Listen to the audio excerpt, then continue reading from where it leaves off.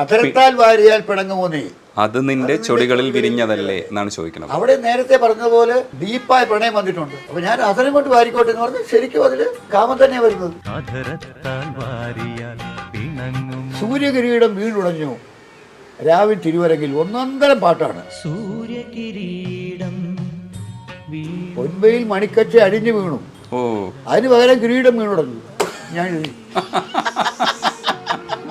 ഹൃദയം കൊണ്ടെഴുതുന്ന കവിത.